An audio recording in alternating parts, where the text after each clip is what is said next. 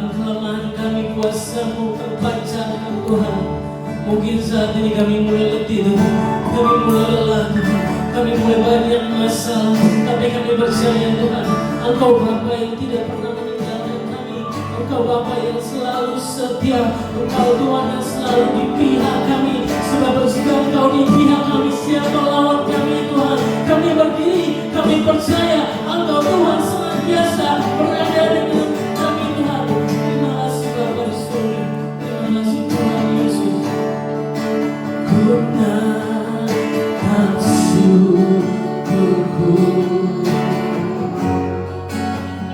bahagia Kau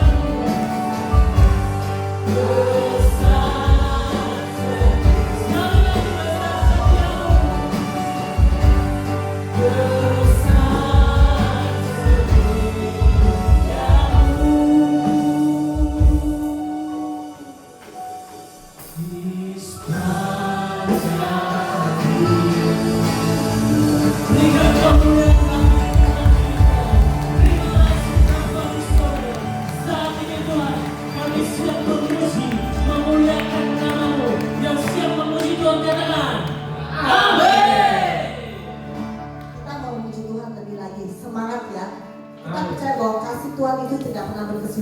Selalu baru setiap harinya. Kita percaya kasih Tuhan itu buat kita masing-masing itu selalu baru. Kita memuji Tuhan.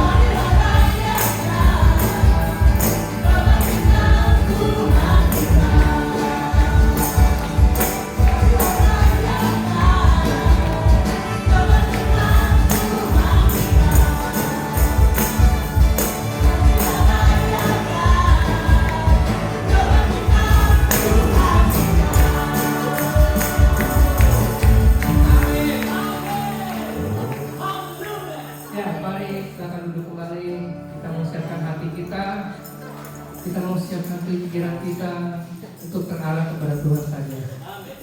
Siapa Tuhan kita?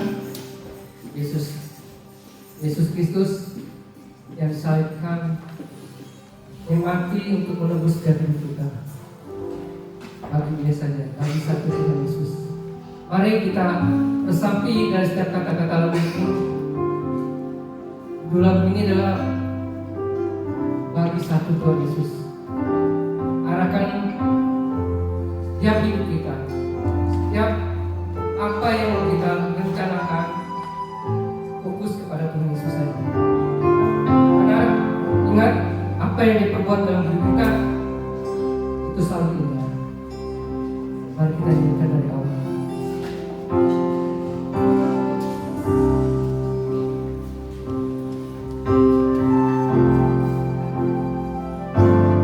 Untuk semua yang sudah Tuhan perbuat, mengucapkan terima kasih.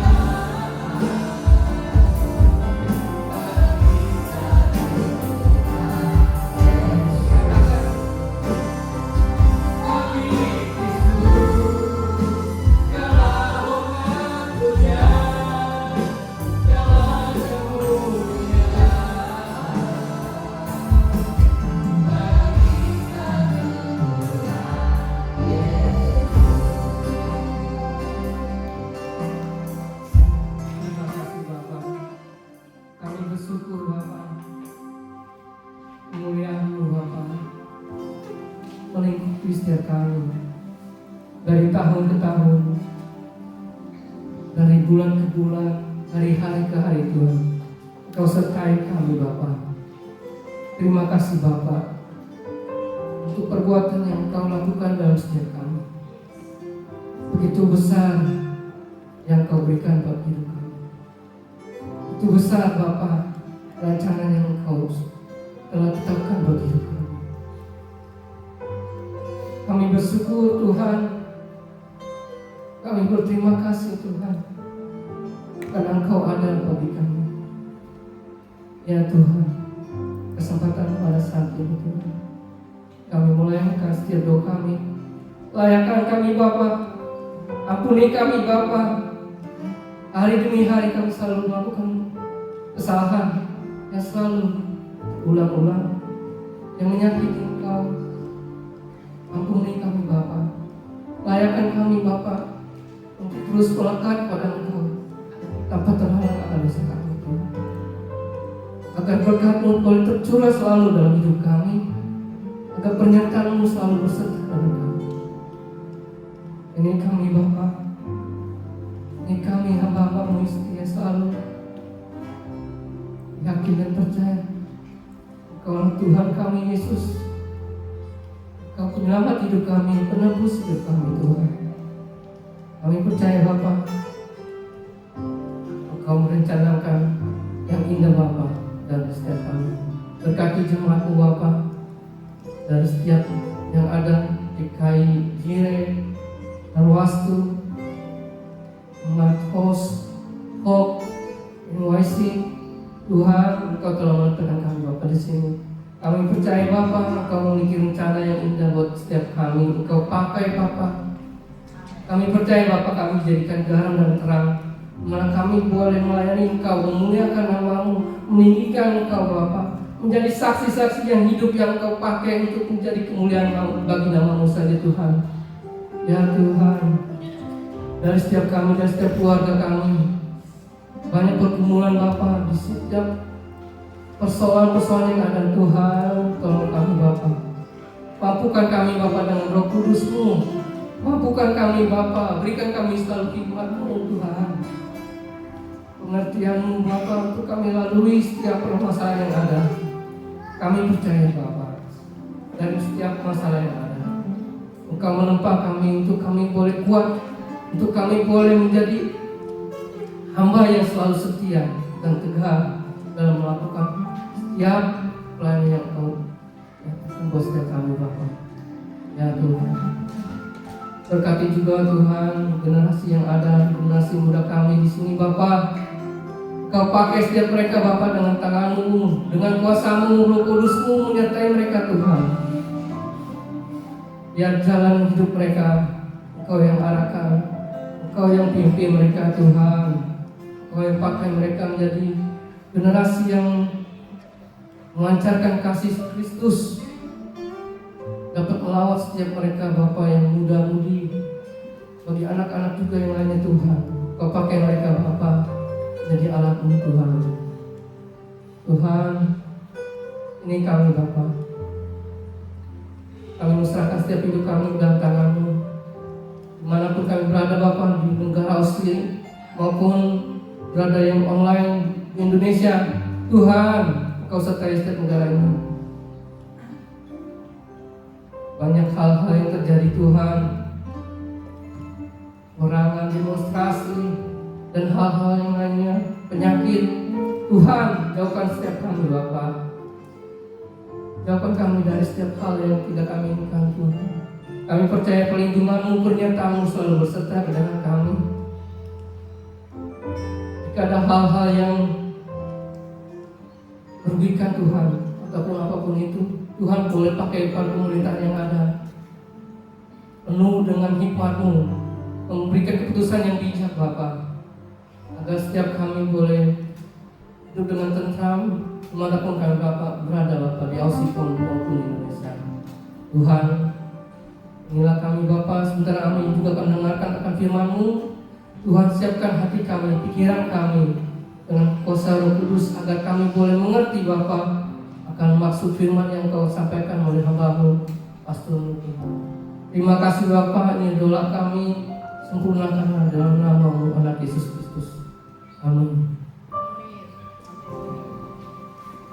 Silakan duduk kembali.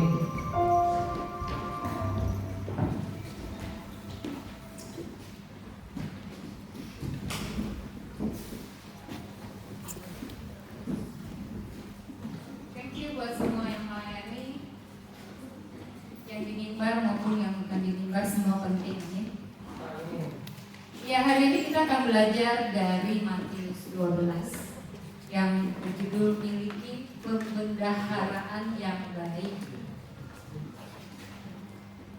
Yuk kita ngomong yuk, miliki pembendaharaan yang baik. 1, 2, 3. Miliki pembendaharaan yang baik. Iya, ini ada di Matius 12 ayat 23. Kalau kita mau menggenapi visi tahun ini,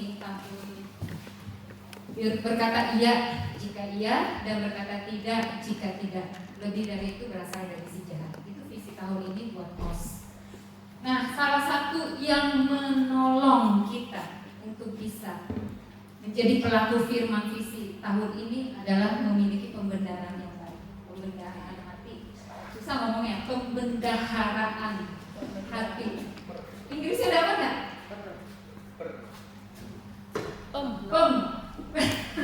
Pembendaharaan yang baik. Pembendaharaan hati yang baik. Siapa di sini udah bergereja lebih dari 10 tahun? Banyak. Siapa yang kurang dari 10 tahun?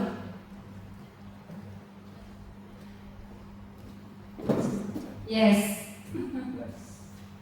Iya, masalah umum orang Kristen bergereja makin puluhan tahun itu punya kecenderungan alami, yaitu apa? Yaitu makin mahir menjaga sikap kita di depan orang, amin. Makin mahir menjagai outputnya kita, cara kita tersenyum, berdoa makin fasih, cara kita nyambut orang, approach people gitu ya, cara kita melayani, bagaimana kita beramah tamah, itu semua baik, itu semua baik banget dan harusnya terjadi. Tapi kalau nggak dilengkapi dengan memiliki pembendaharaan hati yang baik, nah ini jangan-jangan nanti ketemu ayat Tuhan bilang siapa kamu, aku nggak kenal, itu kan ngeri ya. Itu juga buang-buang waktu kita bergereja gitu istilahnya. Jadi hari ini biarlah kita semua ngecek hati kita yang ada di dalam, karena nggak bisa orang lain yang ngecek, diri kita yang ngecek bahwa apakah hati kita, bagaimanakah keadaan hati kita saat ini? Apakah baik-baik saja? Coba tepok deh dadanya. Apakah aku baik-baik saja? Ya. Semoga firman ini menolong kan. Jadi kita semakin tampil menjaga keanggunan sikap keluar kita, output, tapi kadang-kadang kita tuh skip. Kejujuran hati kita tuh mulai pudar gitu.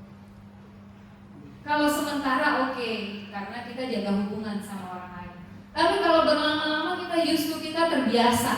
Kita terbiasa dengan hidup seperti ini, dan itu bukan integritas. Karena integritas itu kita nggak pakai topeng yang beda-beda. Kita di rumah, kita di gereja, kita di tempat kerja, kita di tempat umum. Harusnya kita satu personality gitu, dengan banyak karakter. Bukannya banyak personality, bukan, tapi satu personality-nya. Dan jangan sampai kita men-skip pembangunan integritas dalam diri kita, karena itu berlawanan sama visi tahun ini yang berkata ya jika iya, tidak jika tidak. Nah, pesan Tuhan ialah perbaiki pembendaharaan hatimu, bukan hanya perbaiki perilaku. Boleh kita berperilaku baik banget, boleh banget, karena harusnya begitu. Tapi disertai hati juga yang sejalan, yang baik. Nah, bayangin, kenapa kalau kita nggak mengelola sumber kita, yaitu hati kita tuh mudah capek di pelayanan. Kan ini semua orang pelayanan nih. Di sini kayaknya nggak ada yang nganggur ya? Ada nggak yang nganggur? Nggak ada ya? Semua pelayanan. Kalau kita nih melayani nih simptomnya nih, dikit-dikit kita mudah capek, kita mudah tersinggung. Ah capek lah melayani mulu, bosan. Ah capek lah orang-orang gereja gitu. Ah capek lah tugas-tugas banyak banget. Nah ini salah satu ciri-ciri mungkin kita boleh cek oleh hati kita. Kalau nggak ada apa-apa di dalamnya mungkin hormon doang, mungkin cuma fase hidup, tapi seringkali pemicunya ada di situ. Oke, nextnya bayangkan spon ya, ilustrasinya spon. Spon dalam keadaan kering dia seringkali terlihat bersih banget, atau enggak dia lumayan bersih. Tapi ketika dia dikasih air terus diperes, dia mengeluarkan apa yang dia serap selama ini. Kalau dia banyak bermain atau dicelupkan ke air kotor, waktu kamu peras mungkin airnya akan coklat-coklat tuh kotor. Tapi kalau dia sering dicelupkan di air bersih atau enggak udah habis ngelap, dibilas berulang-ulang dengan air bersih, waktu kamu peras airnya tetap bersih. Nah, yang di dalam kita ini nih, yang di dalam kita itu ilustrasinya spon. Kadang-kadang itu kita punya tiba-tiba dihadapkan kepada masalah. Kadang-kadang itu tiba-tiba hantaman datang gitu. Dalam keadaan kita yang terkejut, tanpa berpikir, reaksi kita apa? Kalau yang keluar tiba-tiba marah, yang keluar tiba-tiba kata-kata kotor, kasar, berarti itu adalah sebenarnya yang tersimpan di dalam itu ya memang isinya begitu. Karena dalam keadaan kita spontan, keadaan kita terkejut atau keadaan tiba-tiba kita ditekan, kita udah gak sempat berpikir kan menata perilaku nih, reputasi, citra diri. Kita keluar begitu aja, dan itulah yang mungkin bisa kita lihat apa sih yang tersimpan di sini. Tiba-tiba nih misalnya Cilina, kita peres hari ini, ulang ngomel ya. Terus reaksinya apa gitu. Nah itu yang bisa kita lihat dari diri kita. Karena kan susah kalau kita ngumpulin suara dari luar tuh belum tentu jujur. Tapi kita bisa mencermin hidup kita dari apa reaksi kita yang sering kali keluar ketika tekanan itu datang. Tekanan itu gak ciptain karakter katanya, tapi menyingkapkan. Jadi spon kalau keluarin air kotor itu tuh karena tekanan itu mengeluarkan apa yang udah ada di dalam. Demikian hidup kita gitu. Bukan berarti kita nggak boleh marah, bukan berarti kita nggak boleh salah, bukan. Tapi kalau salah terus, marah terus, nah itu kan berarti karakter. Jadi ya kita perbaiki itu supaya aman lah kita. Matius 12 ayat 33 sampai 37 kita tolong bacakan ya. Saudara-saudara ya, tolong bacakan biar nggak ngantuk. 1, 2, 3. Jikalau satu pohon kamu katakan baik, maka baik pula buahnya. Jikalau satu pohon kamu katakan tidak baik, maka tidak baik pula buahnya. Sebab dari buahnya pohon itu dikenal. Hai kamu keturunan ular muda, bagaimanakah kamu dapat mengucapkan hal yang baik, sedangkan kamu sendiri jahat? Karena yang diucapkan mulut keluar dari hati. Orang yang baik mengeluarkan hal-hal yang baik dari pembenaran yang baik, dan orang yang jahat mengeluarkan hal-hal yang jahat dari pembenaran yang jahat. Tetapi aku berkata kepadamu, setiap kata sia-sia yang diucapkan orang harus dipertanggungjawabkannya pada hari penghakiman. Karena menurut ucapanmu kau akan dibenarkan, dan menurut ucapanmu pula kau akan dihukum. Jadi perkataan penting nggak? Banyak orang ngeremehin perkataan, padahal perkataan penting karena di sini dikatakan karena menurut ucapanmu engkau akan dibenarkan dan menurut ucapanmu engkau akan dihukum. Berarti perkataan di sini penting. Gitu. Nah, kita fokus kepada ayat 35 ya. Orang yang baik mengeluarkan hal-hal yang baik, orang yang jahat mengeluarkan pembenaran yang jahat. Jadi kuncinya di mana? Pembendaharaan. Nah, pembendaharaan itu dalam bahasa Yunani-nya itu dipakai kata thesauros yang berarti suatu tempat penyimpanan ataupun disebut gudang ataupun peti, tempat untuk menyimpan hal-hal yang berharga, barang-barang berharga. Nah, ini dimiliki oleh kita ilustrasi sebagai gambaran batinnya kita nih, manusia lahir batinnya kita. bagaimana keadaan gudang kita saat ini. Tuhan berkata miliki pembenaran hati yang baik. Kalau kita bergereja cuma memenuhi kebutuhan agamawi, sedangkan fokus agamawi itu fokus kepada apa yang keluar, berbuat baik, berbicara baik, sopan, terus nolongin orang, itu semua baik, benar. Tapi kalau kita nggak lengkapi dengan pendekatan Yesus, fokusnya Yesus, akhirnya kita nggak beda sama orang-orang lain sana, gitu, yang mengupayakan keselamatan dari outputnya saja, yang nolong orang nih karena dia dibilang orang gereja, gitu. Nolong orang nih biar dibilang orang baik, gitu. Itu udah bagus tapi nggak lengkap. Coba kita bilang nggak lengkap. Iya, nggak lengkap. Kita lihat fokusnya Yesus apa, coba slide-nya.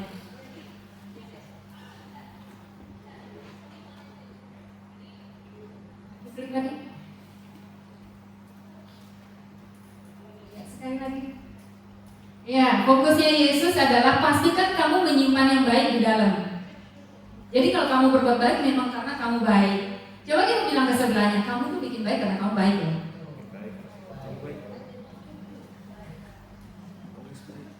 Makasih ya. Gitu.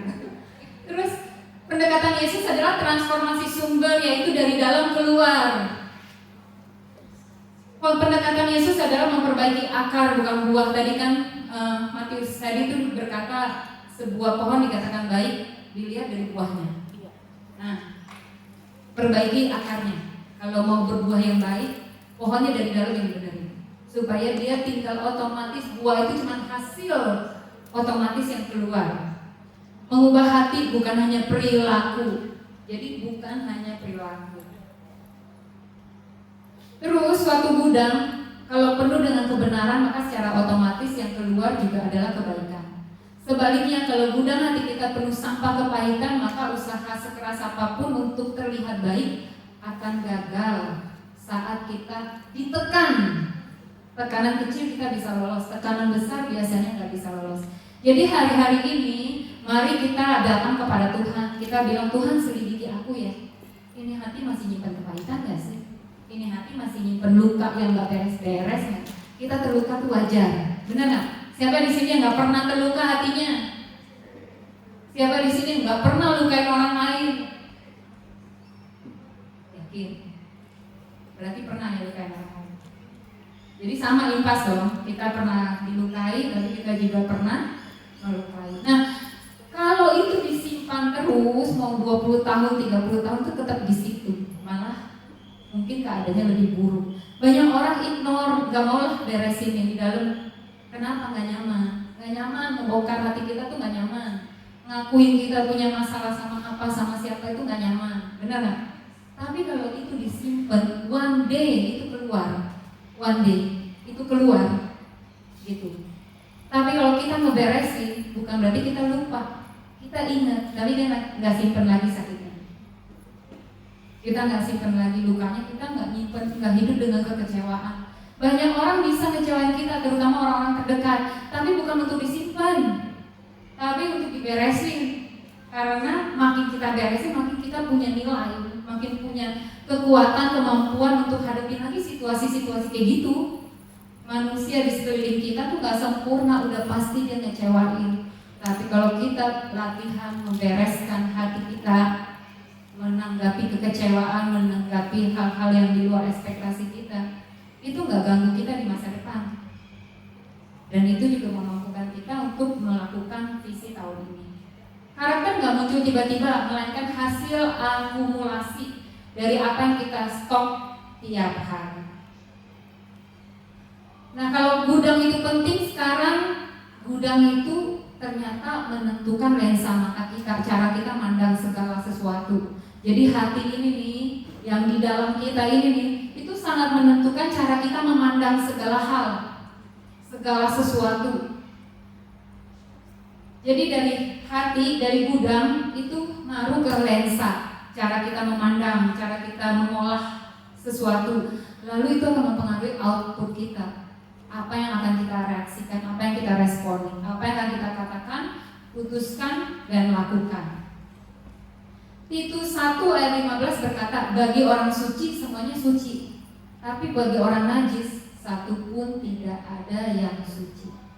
Pernah nggak ketemu orang nih, kalau kita ngajak ngomong, omongan netral, omongan yang bukan buruk, itu selalu dibalasnya dengan dijadikan negatif. Pernah nggak? Ketemu nih, kita cerita si A, kita ceritanya netral, dia olahnya jadi negatif. Kita cerita lagi tentang B, kita ceritanya maksudnya baik, positif, dia olahnya lagi jadi negatif. Jadi seuzon aja kalau ngomongin apapun gitu. Nah itu tuh gambaran tuh. Bagi orang suci apa tuh? Kita bisa memproyeksikan dengan suci. Bagi orang najis ya, lihat orang tulus nih, memang munafik, cuma topeng. Itu karena di dalamnya tuh kayaknya lensanya tuh banyak banget kotornya, jadi lihat apapun tuh nggak bersih gitu. Nah kita nggak mau kan jadi orang kayak gitu. Cuman kalau kita nggak hati-hati bisa loh kita ada di situ.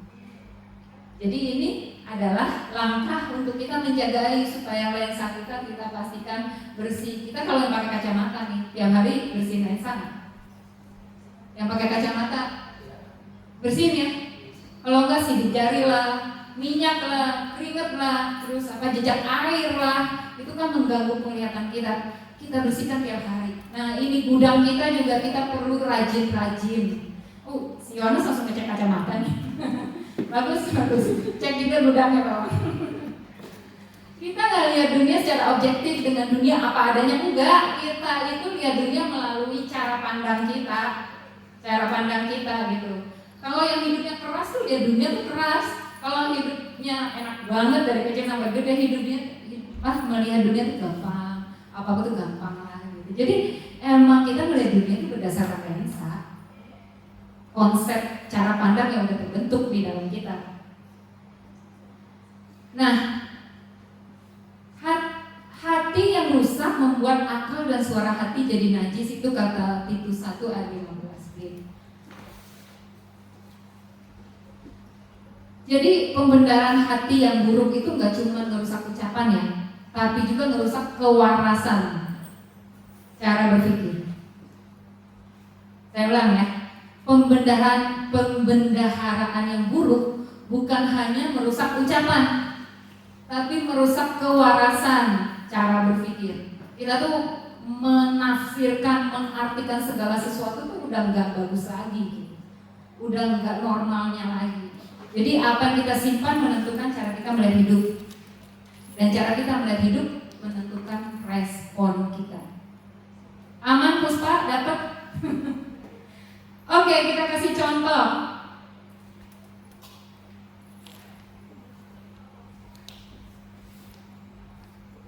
Nah, gudang itu menggambarkan apa yang kita simpan, lensa itu cara kita memproses realita, output itu adalah ucapan, sikap, reaksi, keputusan kita. Nextnya, kita lihat kisah ini. Kisah siapa saudara-saudara, bisa ketebak? Yusuf ya. Dia itu gimana nggak sengsara coba hidupnya. Dia dikhianati saudara-saudaranya, dibuang oleh saudara-saudaranya, bahkan ada niat mau bunuh dia, tapi karena terhalang jadi dijual ke Mesir. Lalu di Mesir dengan segenap hati dan kekuatannya dia bekerja untuk tuannya, karena godaan Tante Potifar, difitnah lagi, masuk penjara, nggak sehari 2 hari loh itu, nolongin orang lagi di penjara, ternyata dilupakan juga 2 tahun. Jadi banyak ya masalahnya. Ada yang sebanyak Yusuf masalahnya, ada yang merana sampai kayak dia, ada yang ketimpa kemalangan sampai sediana. Belum ya, baru kemalangannya baru soal bil ya, bayarin mortgage, bil gitu ya, baru cari kerja, visa gitu ya. Belum sampai di penjara, belum sampai difitnah terus masuk penjara, belum ada ya. Kita nih cuma bye-bye loh di sini, bye-bye banget masalahnya. Nah, Yusuf ini anggap aja seperti spon tadi tuh. Ketika dia diperas masalah, Alkitab nggak nyatet loh dia ngutuk-ngutukin siapa gitu. Alkitab nggak catat loh dia ngutukin Tuhan. Alkitab nggak bilang loh dia nggak Tuhan-Tuhanan lagi lah gitu, enggak. Alkitab nggak bilang dia tuh kabur dari Tuhan dulu, enggak. Alkitab itu menyatat bahkan reaksi-reaksi dia yang kita tuh nggak ketebak kalau belum pernah baca. Ya, kalau kita anggap aja kita belum pernah baca, pertama kali baca kisahnya Yusuf, saya tuh nggak nebak loh, nggak ketebak reaksinya Yusuf. Kok bisa ya orang? Gitu. Kok bisa ya? Kok bisa ya? Itu terus yang saya tanya, kok bisa ya gitu. Karena kita pertama kali baca kita nggak ketebak. Karena kita tuh nilai berdasarkan lensa kita. Kalau gua yang digituin, gak cuma maki-maki, buat tunggu pembalasan dendam gitu kan. Tapi Yusuf enggak, luar biasa banget. Yusuf ketika ditekan oleh godaan istri Potifar, dia responnya gini, bagaimana mungkin aku berbuat dosa terhadap Allah? Itu tuh respon yang spontan, yang belum berpikir nih, belum negosiasi nih di otak nih. Jawab apa ya, nanti dinilai dia apa? Enggak, itu tuh spontanitas yang keluar. Bagaimana mungkin aku berbuat dosa terhadap Allah? Bukan terhadap Potifar, bukan terhadap manusia, tapi terhadap Allah. Karena dia menyadari penuh bahwa dimanapun dia berada, kapanpun, ngapain pun, Tuhan terkoneksi sama dia.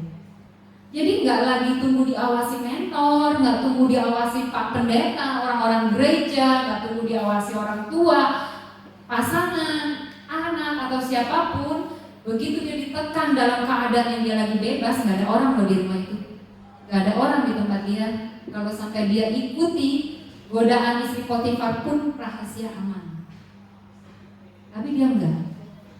Dia memilih respon untuk taat sama Tuhan. Dia nggak tiba-tiba kudus, dia udah bangun kekudusan itu. Sehingga waktu ditekan oleh godaan itu, yang keluar memang kekudusan gitu, yang keluar memang takut akan Tuhan. Dan itu yang kita mau latih diri kita, bukan seperti Yusuf, tapi seperti yang Yesus mau. Karena Yusuf adalah salah satu orang yang melatih dirinya untuk jadi seperti yang Tuhan mau. Versi diri dia terbaik itu dapat loh dia. Saya kan ditanya tuh di video anak-anak, Colin tuh nanya, harapan mami yang terbesar bagi saya apa? Jadi versi kamu yang terbaik deh. Dan gak sekali jadi versi kita yang terbaik itu berlapis-lapis prosesnya seumur hidup kita. Dan itu yang memang lebih berharga. Lalu ketika Yusuf dihadapkan lagi sama kakak-kakaknya, dia punya otoritas, dia punya kesempatan. Kalau dia nggak mengakui diri dia Yusuf, kakak-kakaknya nggak mengenali. Dan kalau dia balas dendam habis-habisan sama kakak-kakaknya, dia pun bisa. Dan kira-kira dia punya hak, punya reason yang cukup nggak untuk membalas? Punya ya? Adik kandung loh. Gak cuma dibuang ke sumur, gak cuma direncanakan mau dibunuh, bahkan dijual sebagai budak. Dan gak dicari lagi, gak dicari gitu. Dan dia punya banget, tapi lagi-lagi di sini gak ketebak sama saya. Akulah Yusuf saudaramu yang kamu jual ke Mesir, tetapi sekarang janganlah bersusah hati dan janganlah menyesali diri karena kamu menjual aku ke sini sebab untuk memelihara kehidupanlah Allah menyuruh aku mendahului kamu. Dia ngaku bahwa kakak-kakaknya menjual dia. Jadi untuk jadi orang yang jujur, berintegritas, bukan berarti kita harus nutupin terus kesalahan orang lain. Enggak juga sih. Kadang-kadang kita perlu jujur juga. Ya memang lu salah sama gua gitu. Ya memang kalian sudah menjual saya. Tapi enggak habis sampai situ. Bahwa dia tahu bisa mengambil hikmah dari semua kejadian buruk. Nah ini tuh skill yang luar biasa. Nggak ada kita di sini hidup mulus-mulus aja, benar nggak? Tapi dari kejadian-kejadian yang buruk kita diberikan hikmat, kemampuan untuk mengambil nilai yang terbaik dan menghidupinya. Kenapa Yusuf bisa begitu? Karena dia sudah selalu melatih dirinya untuk takut akan Tuhan, melatih dirinya untuk sejalan sama firman Tuhan, melatih dirinya untuk punya pembenaran yang baik. Dia punya banyak sakit hati harusnya, dia punya banyak kekecewaan harusnya, dia punya banyak kepahitan karena pengkhianatan yang berlapis-lapis harusnya. Tapi dia nggak nyimpan itu sebagai sampah. Dia olah itu jadi mutiara. Makanya gudang hati dia nyimpannya banyak mutiara.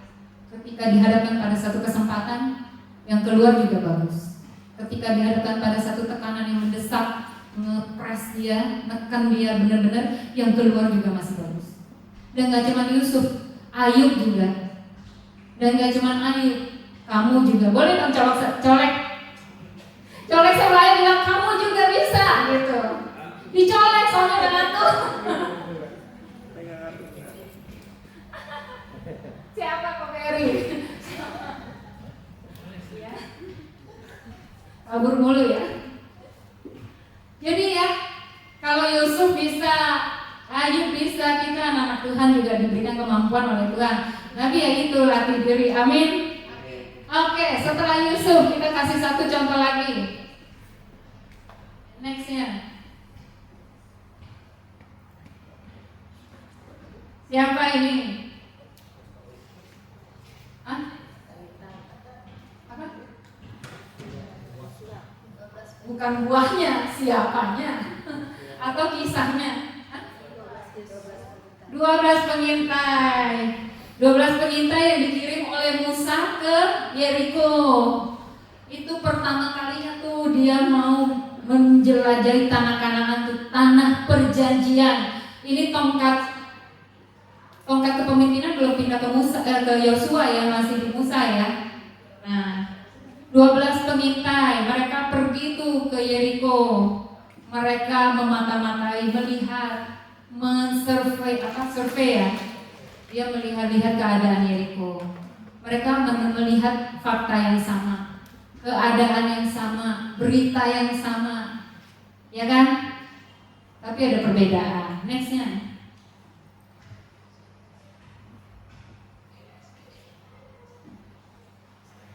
Nah tuh, 10 orang berkata ketika mereka laporan nih ke Musa, udah balik nih, mereka bawa anggur, mereka bawa cerita hasil laporan, mereka berkata yang 10 orang nih berkata gini, kita nggak bisa deh, orang di sana gede-gede, tinggi-tinggi, dia tuh mereka tuh kayak raksasa, kita kayak lalang, kita nggak bakalan menang, nggak bakalan bisa, udah kita jangan maju. 10 orang, nggak dikit, 10 orang membawa laporan yang kesimpulannya kita nggak usah maju, kita nggak bakalan menang. Mereka tuh raksasa, kita ini galak. Tapi dua orang yang sama-sama pergi nih, melihat hal yang sama, mendengar hal yang sama gitu. 2 orang punya laporan beda. Yaitu Yosua Kaleb berkata, enggak, Tuhan tuh pasti memberikan tanah itu sama kita. Nah itu kenapa? Padahal 12 orang ini perginya barengan, pulangnya barengan, tapi punya 2 kubu. Satu dengan penilaian gak bisa, yang satu berkata Tuhan pasti memberikan tanah itu. Kenapa tuh? Boleh? 1-2 orang? Ya Yohanes,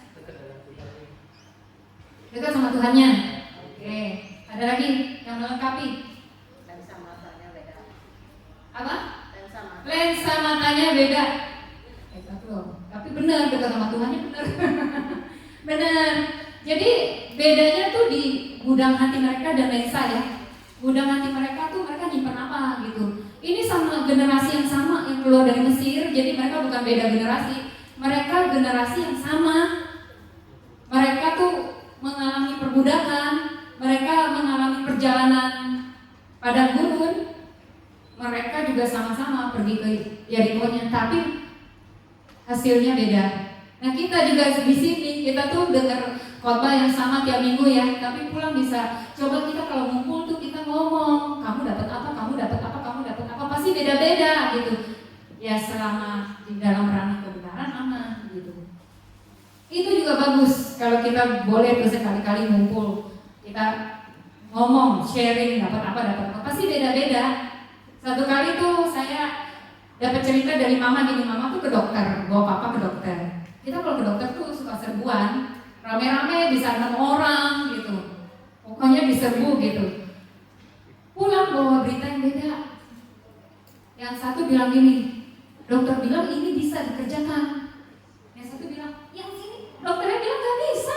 Kok bisa beda? Kok bisa beda? Itu kita bingung loh. Lalu kita datang lagi next time-nya dengan ramai orang. Kalau perlu kita rekam, gitu. Baru di situ kita simpulin dengan lebih jelas lagi. Nah, respon kita nih sama segala sesuatu yang kita lihat dan kita dengar itu tuh sangat tergantung lensa cara kita, kebiasaan kita ngolah segala sesuatu di dalam, dan kebiasaan kita, cara kita menyimpan apa yang kita simpan di dalam. Kalau yang di sini banyakkan yang baik, rata-rata tuh kita ngolahnya baik, rata-rata.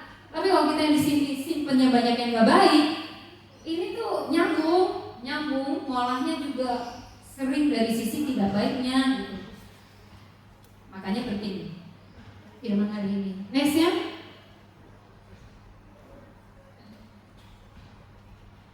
Yang 10 pesimis, nggak punya iman dan yakin banget, benar-benar yakin kita nggak bakalan bisa merebut Yeriko.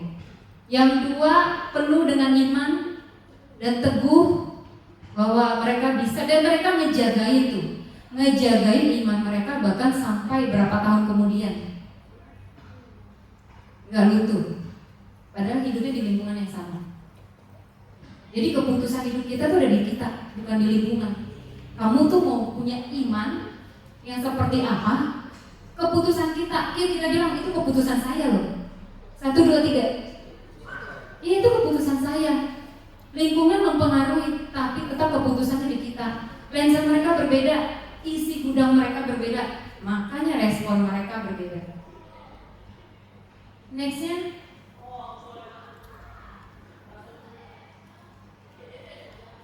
bagi orang suci segala sesuatunya suci, bagi orang najis segala sesuatunya najis.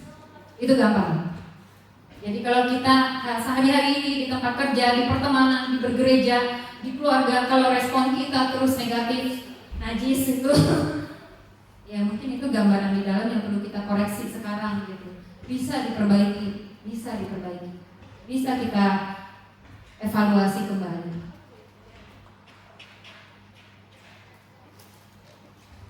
Jadi jangan hanya memperbaiki output ya, kita perbaiki juga gudangnya. Dengan ini kita baru mampu menjadi penggenap firman visi Matius 5 ayat 37 yang berkata, jika iya, hendaklah kamu katakan iya, jika tidak, hendaklah katakan tidak, apa yang lebih dari itu berasal daripada si jahat. Jadi ayo kita ambil keputusan hari ini untuk memperbaiki gudang kita, kebersihan gudang, beberes gudang. Kalau kita kepada orang yang paling nyaman kita sedang berbicara, ngobrol, sharing, itu tuh gampang banget melihat cerminan hidup kita. Kepada orang yang paling kita nyaman ngobrol, coba kita akan jadi diri kita sendiri, ya kan?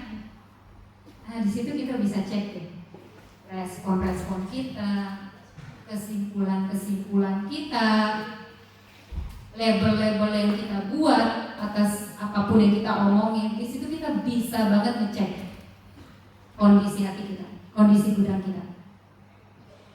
Tapi kalau kita menang di situ, biasanya kepada orang-orang lapisan luar pun kita juga menang. Karena kepada orang ternyaman kita bisa jadi diri kita. Maka nanti yang keluar di situ akan lebih mudah.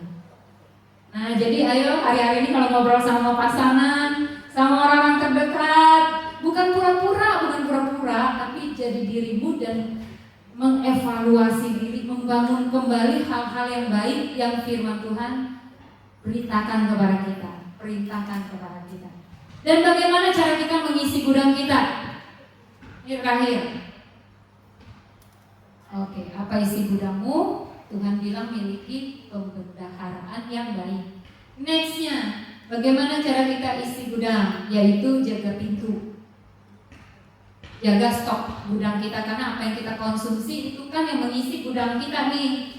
Apa yang kita lihat, apa yang kita dengar, di mana kita terlibat, bagaimana kita terlibat dalam lingkungan, itu tuh semua mengisi stok gudang kita. Coba dijaga itu, lebih dijaga. Yang perlu dibuang, buang. Yang perlu dicoret dari list, coret dulu. Karena kita lagi beberes gudang. Kemudian isi gudang kita dengan janji Tuhan seperti Yosua sama Kaleb. Di hatinya tuh penuh banget janji Tuhan. Dan mereka sama-sama generasi yang melihat mujizat-mujizat Tuhan kerjakan di padang gurun di Mesir. Mereka melihat yang sama, mereka ngalamin yang sama, mereka jalan di jalan yang sama, mereka hidup di lingkungan yang sama, tapi mereka mengambil keputusan yang berbeda. Yosua Kaleb memenuhi gudang dia dengan janji Tuhan. Dia tuh percaya penuh sama perkataan Tuhan. Dia itu pegang kuat firman Tuhan dan janji Tuhan. Makanya responnya beda. Dan kemudian rajin-rajin audit harian. Tadi hari ini aku ngomong apa ya? Tadi hari ini kenapa aku ngomong gitu ya? Tadi hari ini kenapa aku ambil keputusan itu ya? Bukan untuk kita jadi insecure, tapi kita menjagai hidup kita. Amin. Mari kita bangkit berdiri. Saya undang pemusik dan WL. Kita mau berdoa.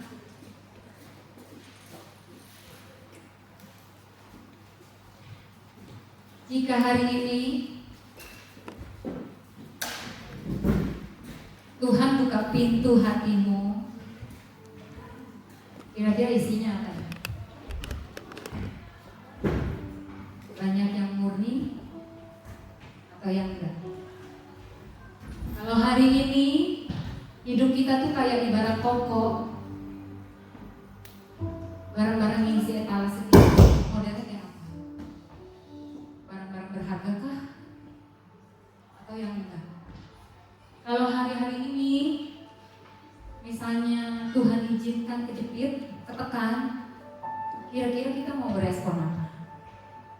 Karena kita nggak tahu kita akan respon apa kan? Tapi kita mau berespon apa? Karena pembenaran yang baik, respon yang baik itu bukan biarinlah ngalir aja, tapi itu dibangun dari stok kita, dari pembenaran yang ada di sini. Hidup itu nggak mungkin nggak dikecewakan, hidup itu nggak mungkin nggak terluka, hidup itu nggak mungkin kita ketemu yang mulus-mulus aja, nggak mungkin. Soalnya kita nggak sempurna dan orang-orang sekeliling kita nggak sempurna. Tapi hidup itu mungkin untuk punya pembenaran yang baik, mungkin bisa maksudnya.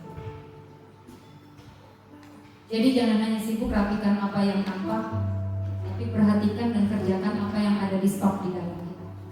Miliki pembenaran yang baik, karena itu cara menghasilkan kehidupan yang memuliakan Tuhan. Amin. Mari kita berdoa. Tuhan, ini kami, hidup kami Tuhan. Firman-Mu biar meneguhkan kami, menegur kami Tuhan, memperbaiki kesalahan kami, membangun kami kembali. Karena kami tahu Tuhan, Firman-Mu tidak berhenti Tuhan bekerja pada saat kemarin Tuhan, tapi saat ini juga dan yang akan datang. Kami mau mengambil keputusan untuk punya pembenaran yang baik. Dan itu gak bisa kami kerjakan dengan kuat gagah kami Tuhan. Kami butuh Engkau, Roh Kudus, tolong kami. Penuhi hati kami dengan kerinduan-kerinduan-Mu untuk terus memiliki pembenaran yang baik. Kami tahu Tuhan, Kau akan memampukan kami. Kami percaya ya Bapak, walaupun masalah masih ada Tuhan, tapi kami bisa berespon berbeda. Walaupun masalah masih bisa datang Tuhan, tapi kami merencanakan untuk berespon berbeda. Karena kami sudah dengan sengaja mau Tuhan memperbaiki stok yang ada di dalam kami, gudang-gudang yang ada dalam kami. Semua orang yang bersalah kepada kami saat ini Tuhan, kami mau lepaskan pengampunan. Kami mungkin gak mengerti Tuhan, dan mungkin sampai nanti juga kami gak ngerti kenapa itu diizinkan terjadi, kenapa kami diperlakukan seperti itu. Tapi kami tetap mau mengambil keputusan melepaskan pengampunan Tuhan. Kami juga mengampuni semua kejadian-kejadian hidup kami yang gak menyenangkan ya Bapak. Semua kejadian-kejadian hidup kami yang merugikan kami ya Tuhan. Semua hal-hal yang tidak kami suka Tuhan, kami juga mengampuninya. Dan kami juga mengampuni diri kami Tuhan yang mungkin kami merasa gak bisa berespon baik saat itu. Kami gagal Tuhan, kami juga salah bertindak ya Bapak. Kami juga capek Tuhan berada di keadaan negatif ya Tuhan. Kami mengampuni diri kami Tuhan, karena kami mau Tuhan punya pembenaran yang baik. Apa yang ada di dalam, kami minta pemulihan daripada Tuhan. Dan juga firman Tuhan terus mengisi kami dengan nilai-nilai yang baik, dengan kebenaran-kebenaran yang memerdekakan kami. Ini kami semua anak-Mu Tuhan yang mendengar firman ini, Tuhan karuniakan kemerdekaan di dalam nama Tuhan Yesus. Ikatan apapun, ikatan masa lalu, ikatan dosa, ikatan-ikatan kenegatifan, bahkan ketidakkudusan, saat ini kami mau lepaskan dari hidup kami mau patahkan di dalam nama Tuhan Yesus.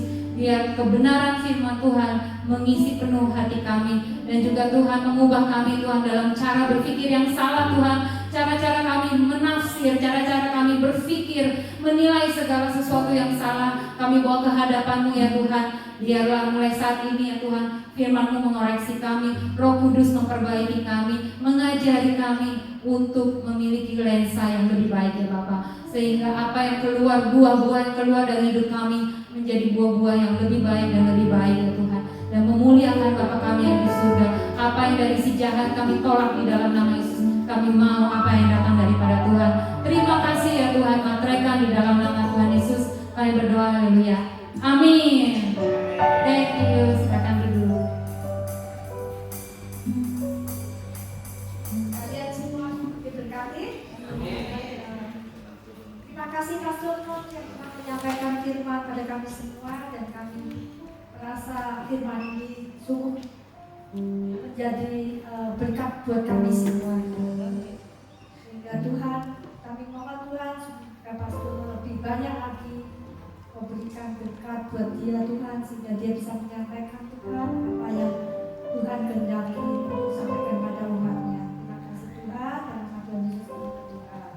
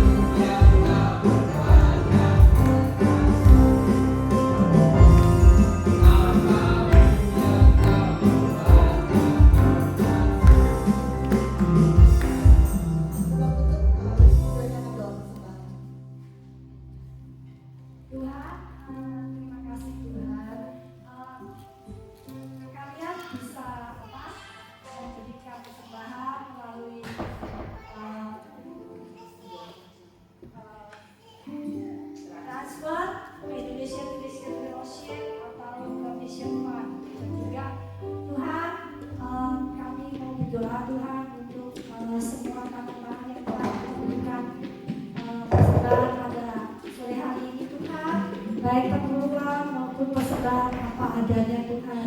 Kami percaya Tuhan, Kau akan memberikan lebih banyak lagi dari apa yang mereka berikan pada sore hari ini Tuhan. Tuhan juga Tuhan, berilah kiranya Tuhan memberkati Tuhan yang bagi mereka yang belum bisa memberikan Tuhan. Kiranya Tuhan memberikan jalan Tuhan, dan mereka bisa mendapatkan berkat untuk dibagikan buat umatnya Tuhan. Tuhan, terima kasih Tuhan Yesus, kami serahkan semuanya di dalam tangan-Mu Tuhan, dan kami percaya Tuhan, berkat-Mu selalu menyertai kami semua. Dalam nama Tuhan Yesus kami berdoa, haleluya, amin.